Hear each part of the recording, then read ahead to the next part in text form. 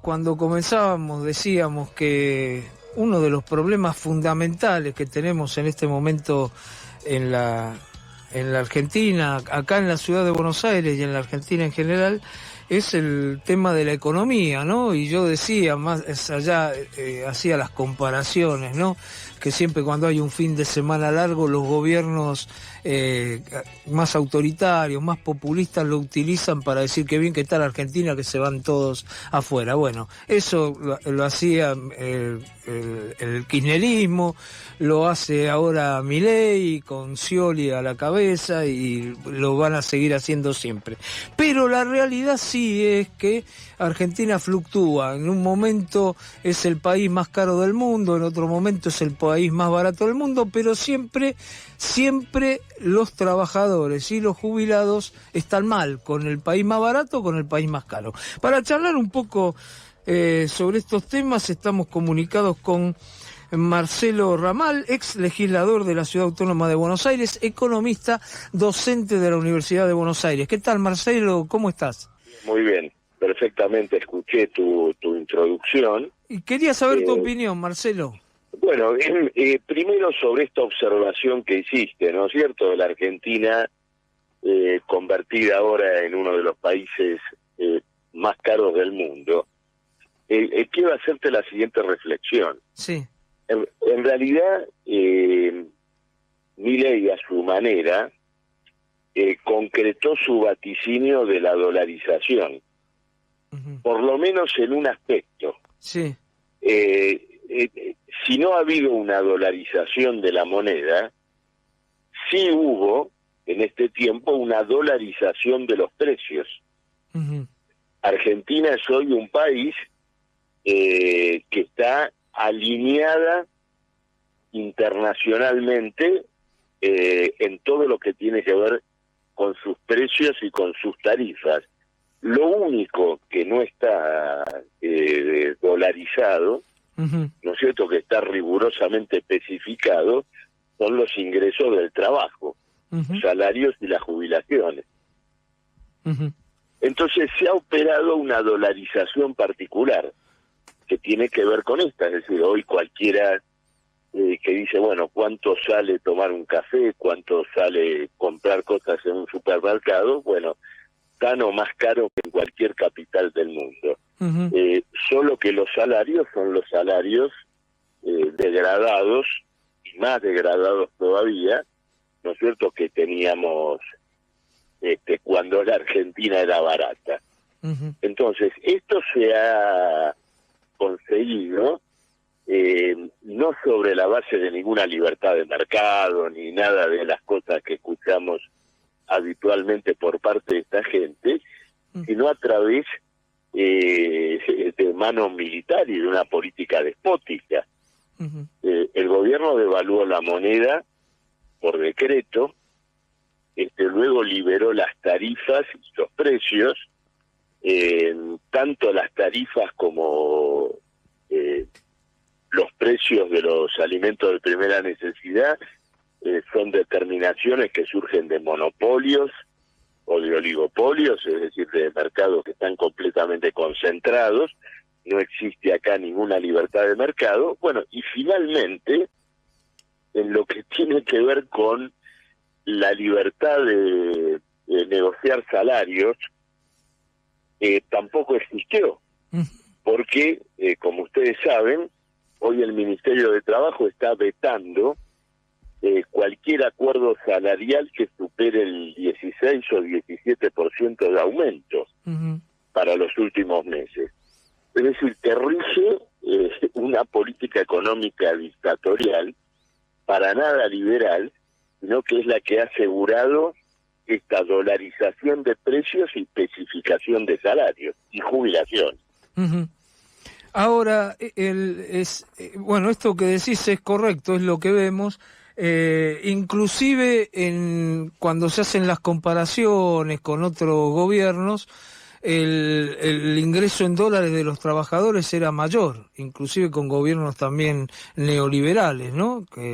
Hoy estamos en un promedio de 500, 600 dólares y el promedio en esa época era de 1.000 y pico dólares.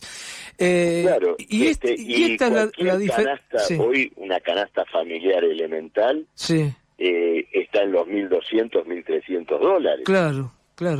Claro. Entonces, Marcelo, lo primero que podemos decir que este gobierno es totalmente diferente a todos, porque ninguno se atrevió a esto, ni las dictaduras militares, ¿o me equivoco? Sí, indudablemente ha explotado una situación previa de gran desintegración política de las fuerzas tradicionales para ejecutar esto que es una suerte de golpe de Estado económico. En todo lo que tiene que ver, ¿no es cierto?, con una redistribución de ingresos en favor del capital y contra el mundo del trabajo. Claro. Acá hay dos cuestiones importantes que hay que tener en cuenta. Sí. La situación económica ha empeorado por el lado que se la mire. No es que rompamos el mito de que, estamos mal pero vamos bien, los salarios están mal pero la economía se ordenó. Nada de eso. El endeudamiento del país aumentó. Milei y Caputo han armado en este tiempo grandes operaciones de deuda, han hecho un saneamiento ficticio del Banco Central, porque le pasaron buena parte de la deuda que existía en PACES, en LELIQs, es decir, instrumentos de deuda del Banco Central con los bancos privados que ahora se han convertido en deuda del Tesoro, con el detalle, esto que el oyente lo sepa, que esa deuda que era del Central y ahora es del Tesoro, tiene al Banco Central como comprador de última instancia. ¿Qué quiere decir eso? Que, en definitiva, no se ha alivianado de ninguna manera el balance del Banco Central, que sigue siendo el respaldo último de las operaciones de deuda que han llevado la deuda pública argentina en estos 100 días a cargar con una nueva hipoteca del orden de los 70.000 u 80.000 millones de dólares.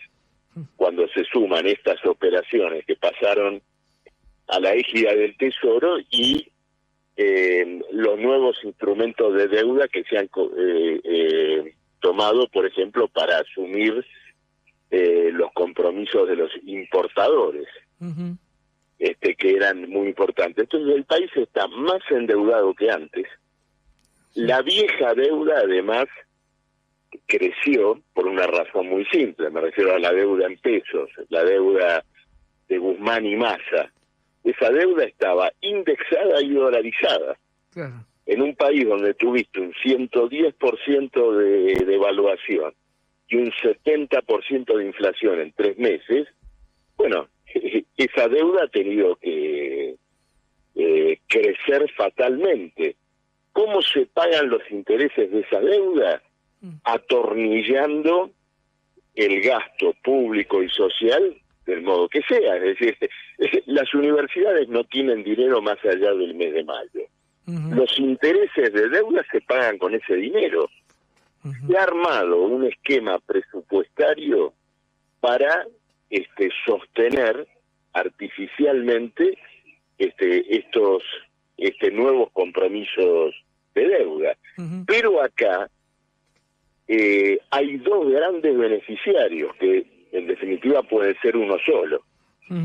El primero es que toda esta operación, reflejada luego en las pantallas de los operadores financieros internacionales y en los reportes de bolsa, equilibrio fiscal, superávit, esto de otro, generó una recuperación en el valor de la deuda pública argentina, que estaba muy desvalorizada, ahora está un poco menos desvalorizada, pero, digamos, el que tenía un título de deuda que se cotizaba al 20% de su valor, y ahora resulta que se cotiza al 40%, gana un 100%.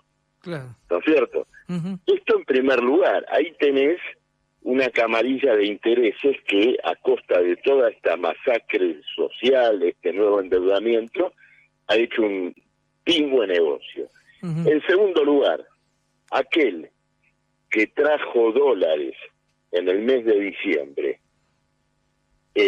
sabiendo, de alguna manera lo sabía, que el dólar iba a ser planchado a través de todas estas maniobras que veíamos, cambió esos dólares por pesos y puso los pesos en el sistema financiero local, ganó a razón de 9% en dólares durante 3 meses. Claro.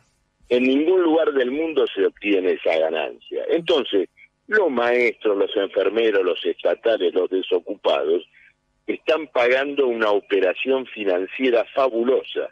Mirá, Caputo, en el 2018, le prometió lo mismo a fondos internacionales, es decir, muchachos, vengan, pongan acá los dólares, cámbienlo por pesos que van a hacer un negocio. Se equivocó y los fondos perdieron. Yo me pregunto si Luis Caputo lo único que está haciendo ahora es devolverles el dinero perdido a esos mismos fondos internacionales, a costa de la Argentina. Esta es la verdad. Esto es contante y sonante lo que está ocurriendo. Lo demás, libertarianismo, viva la libertad y todo lo demás, es el cotillón de una operación de vaciamiento de la Argentina que no tiene precedentes. Ahora, Marcelo, vos recién hablabas de cómo ganaron los grandes financistas con el carry trade y esto de traer dólares, cambiarlos a pesos y llevarse después más dólares, pero a su vez los pequeños ahorristas, las pymes y los pequeños ahorristas, les han bajado la tasa. Es decir, han hecho una forma de un plan Bonex. En la época recordemos, la época de Menem, directamente, le dieron bonos y les sacaron las tasas de la gente que había invertido, de los pequeños y medianos ahorristas. Y ahora este gobierno también venía de una tasa del 118, 120 y la terminó bajando al 70%. ¿Cómo se da esta contradicción? Es decir, que los grandes financistas pueden ganar, pero el pequeño ahorrista pierde siempre, con lo que sea. Si es con dólar, si es con lo claro, que sea. Esto que vos mencionás forma parte de la transferencia de ingresos que se dio. Es decir, los recursos con los cuales se sostuvo el rendimiento de los grandes operadores financieros provinieron de esta confiscación general, de esta licuación de salarios, jubilaciones y también ahorros, por supuesto que sí, también ahorros, ¿no es cierto? Los de aquellos que estaban colocados en pesos y sufrieron por supuesto una licuación muy importante. Ahora, esto ha dejado a futuro contradicciones muy graves. Esto no va a quedar así, es decir, hoy el sistema económico argentino y hasta los propios grupos de poder se están debatiendo en torno de un dilema muy grande. ¿Por qué? Porque efectivamente existe esto que llaman atraso cambiario. Entonces, ¿qué quiere el gobierno? ¿Qué quieren estos operadores financieros que han obtenido estos beneficios ahora? Dicen lo siguiente: que esto continúe así y que los que bajen, los que se devalúen sean los precios y por supuesto los salarios también. Es decir, impulsan una deflación económica que solo se puede lograr en base a una monumental recesión. Por supuesto que esto tiene repercusiones en la clase trabajadora. Hoy hay un conflicto, hoy en este caso un conflicto muy importante con los trabajadores siderúrgicos y principalmente con el monopolio Techint. ¿Por qué motivo? Porque no les reconoce en el salario la inflación de los últimos meses, solo reconoce una parte menor. ¿Y qué es lo que está buscando Techint? Bueno, la deflación definitiva de los salarios de sus trabajadores. No pueden exportar, no tienen un dólar atractivo para poder exportar, no hay una situación favorable ni en el mercado interno ni en el mercado internacional, y entonces dicen lo siguiente, bueno, que se devalúe el salario, y los trabajadores no quieren, no tienen condición para soportar esto. Ujú. Dentro de este mar de fondo están también los exportadores agrícolas y de la agroindustria, que también están presionando o para una deflación de sus costos, una reducción de impuestos o una devaluación. Claro, ahora en Entonces, este caso... la situación sí, interna se dirime ahora entre una recesión y una deflación inmensa o una nueva devaluación que va a tirar por los aires el ficticio equilibrio o la estabilización que Milei dice que va a lograr. Ahora, Marcelo, en el caso de Techín uno dice, bueno, buscan la deflación del salario y es lógico que lo hagan, sería mejor que no lo hicieran, pero digamos que peleen por eso los empresarios, tiene una cierta lógica, lamentablemente. Pero en el caso de los agroexportadores, los productores, tienen poca mano de obra intensiva, así que a ellos creo que lo único que los favorece es la devaluación, ¿no? Y la Argentina sigue siendo un país agroexportador. El resto Sí, es por mínimo. supuesto que hay una presión devaluatoria importante que solo el gobierno la podía aumentar en base a una fuerte reducción de impuestos. Uh-huh. Pero eso choca con el famoso superávit fiscal. Claro. Entonces, ahí tenés expuestas todas las contradicciones de este programa económico, y luego está la más importante de todas, el carácter intolerable que tiene esta situación para todos aquellos que viven de un salario. Claro. Y esto lo advierten hasta los observadores internacionales, Uh-huh. que temen que con toda justicia todo este cuadro que estamos viviendo termine en una rebelión popular. Uh-huh. Naturalmente, los únicos que no avisoran esto son los dirigentes de la CGT, que están más preocupados en acomodar sus intereses de aparato y de caja que de promover una verdadera reacción de los trabajadores. Uh-huh. Marcelo, ¿vos qué ves a futuro? Sabemos que es muy difícil pronosticar algo, y más en la Argentina, pero ¿qué ves a futuro inmediato? Bueno, en principio te señalaba antes que creo que hay una puja de intereses y un dilema en el plano económico muy importante entre estas dos alternativas que te señalaba antes, o un proceso deflacionario, recesivo, o que esto estalle como estalló otras veces con una nueva devaluación de la moneda. En el curso de todo esto todavía no intervino el gran perjudicado de toda esta situación, como te decía antes, que son los trabajadores. Todavía no intervinieron en la magnitud, en la profundidad que lo amerita este ajuste. Indudablemente que estamos viendo luchas y reacciones sobre las cuales hay que tomar nota. Esto que te decía de los sindicatos metalúrgicos, el sector siderúrgico, ha habido movilizaciones y huelgas muy importantes en Campana, en Villa Constitución.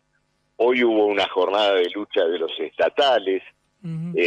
Mañana hay un paro nacional de la docencia. Todo esto, bueno, da la impresión, ¿no es cierto?, de ser la punta de un ovillo.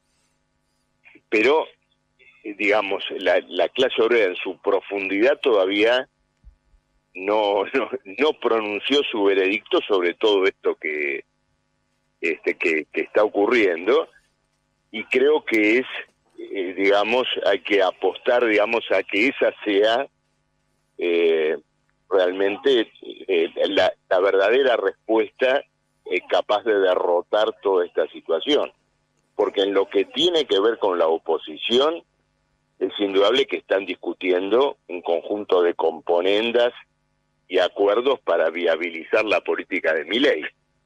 Y en esto no simplemente ya es un problema de macristas o de radicales. El principal acuerdista es el peronismo. Sino que me digan por qué motivo Milei mandó al Senado el pliego de un futuro miembro de la Corte que tiene todas las de ganar en lo que tiene que ver con los senadores pejotistas, que es Ariel Lijo. Sí. Y no soy el único que en este punto te va a mencionar la existencia de un acuerdo entre Milei y Cristina Kirchner en torno del futuro rumbo de la justicia. No, seguramente. Entonces hay muchos que están trabajando para sostener este régimen confiscatorio, antiobrero, antisocial, y la respuesta realmente va a estar en manos de los que trabajan. Está muy claro. Marcelo, como siempre te agradezco mucho por esta comunicación, ¿eh? Fue muy claro. No, por favor. Un abrazo y gracias a ustedes. Un abrazo grande y muchas gracias. Chao, chao.